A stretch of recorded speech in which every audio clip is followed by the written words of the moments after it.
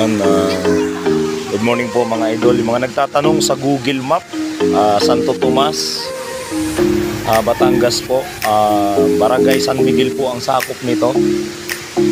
Ito po ang tawag dito po ay Talon Resort.